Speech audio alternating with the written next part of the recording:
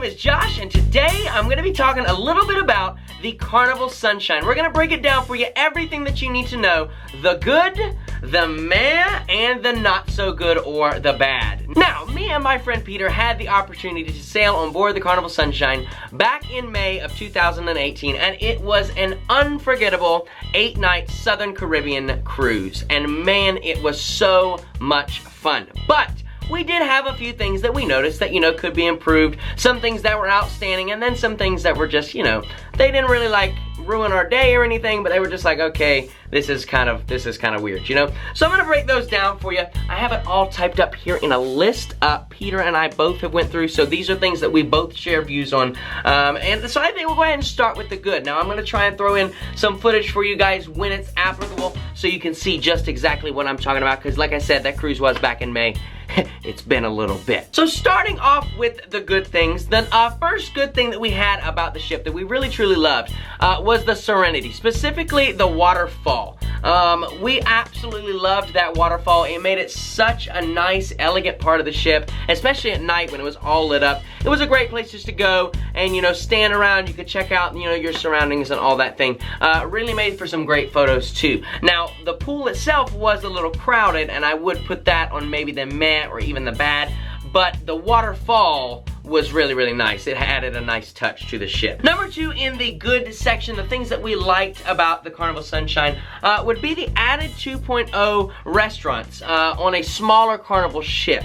So what I'm talking about there is like the Cucina del Capitano and Gigi's kitchen specifically. Those are on the back of the Lido deck. So actually what they do is that during the day, that area is open just like the regular normal Lido deck. You can sit there, have your breakfast, have your lunch, etc. At night, there's these like doors that come and they close off that back section of the ship, and they like put tablecloths on the tables, they put out little candles, they dim the lights, and it transforms into either Gigi's kitchen or Cucina del Capitano. Gigi's is on one side, Cucina's on the other. And then the Havana bar is actually in the middle of that. It's a really, really, really cool area. I love the way that they were able to kind of section that off and kind of use space. Really, really smart there. So kudos to Carnival for that. And then, of course, you do have bonsai sushi down there on the deck 4 that was created. They took the second level of one of the dining rooms and cut it, and they put bonsai on one side, they put the steakhouse on the other, they had the piano bar, the library bar. So you get kind of like all of the 2.0 features on a smaller Carnival ship, and I did kind of like that. Number 3 for the good, despite its age, it was a very, very clean ship when we were on it. It was the Carnival Destiny, for those of you that did not know. So back in 2012, I believe, they took the ship into dry dock. It was a 3-month-long dry dock. Actually, I think it was like 3.5, almost 4. And they added all this stuff to it. They chopped it up. And it was the Carnival Destiny, and it came out as the Carnival Sunshine. It was a super clean ship. You would not know that it was an aged ship by the way that it was just maintained and kept. It really was like a pristine ship, and I really couldn't tell the difference between it and say like the newer Carnival Horizon as far as cleanliness goes and the age of stuff. I didn't see any like chipped wood or anything like that. So a very clean ship. I would definitely sail on it again just for how clean it was. So that was our 3 good things that we had about the Carnival Sunshine. Those are the top 3 things that really stood out to us, or things that we just really took away from the cruise, kind of things that make the Carnival Sunshine, Now we're going to talk about the meh thing. So this is not necessarily bad. It's also not really good. It's kind of there in the middle, floating somewhere. So the first meh thing that we had, and this was definitely a meh thing, it did not ruin our cruise, but the spa was always broken, it seemed like.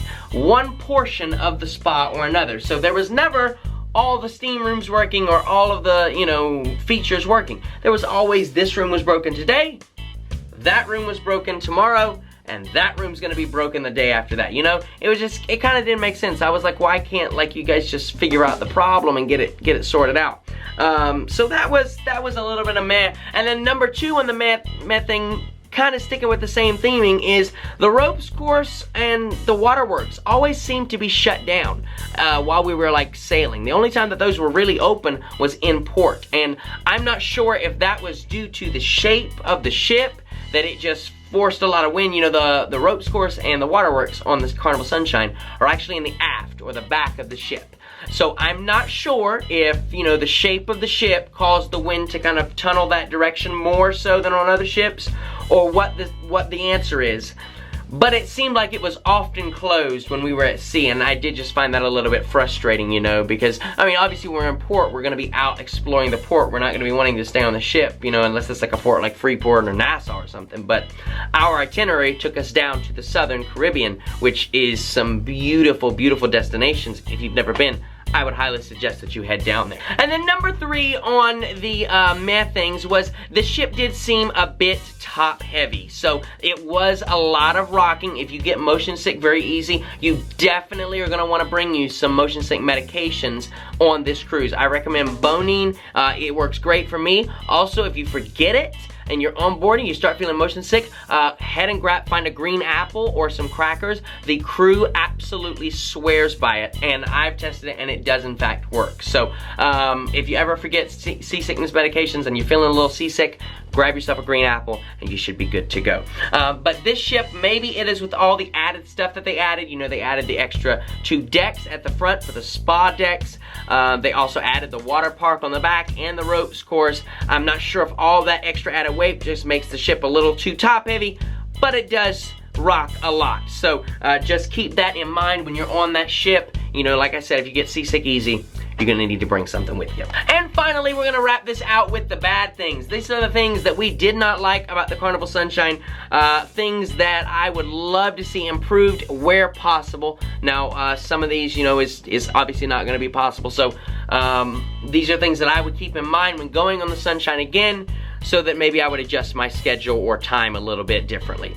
The first thing being the crowded Lido deck. Lido deck is extremely, extremely crowded. And there's a simple answer for that. They added more cabins to this ship, but they did not expand the Lido deck any. In fact, they kind of shrunk it a little bit because where they added the Serenity area up on top.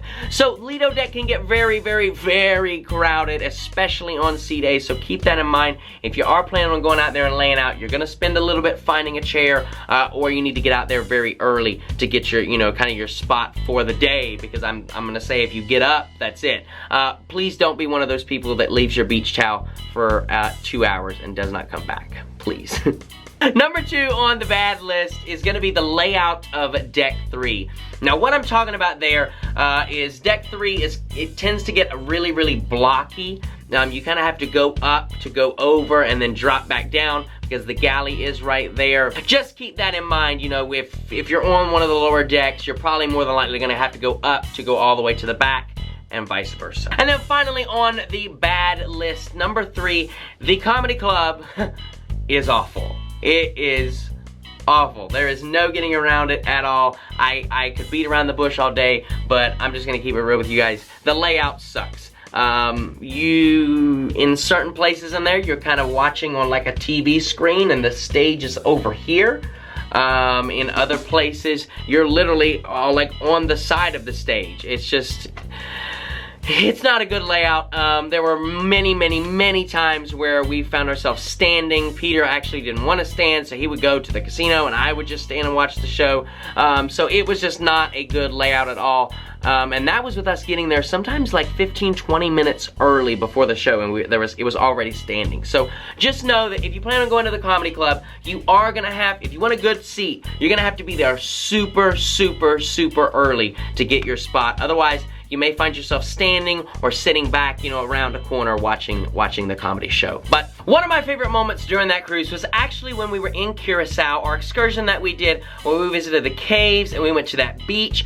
Such an amazing day. I would highly recommend that excursion. I believe we got that on Shore Excursions group, so head over and check that out. Something like Curacao, Flamingos, Caves, and Beach or something. I don't know.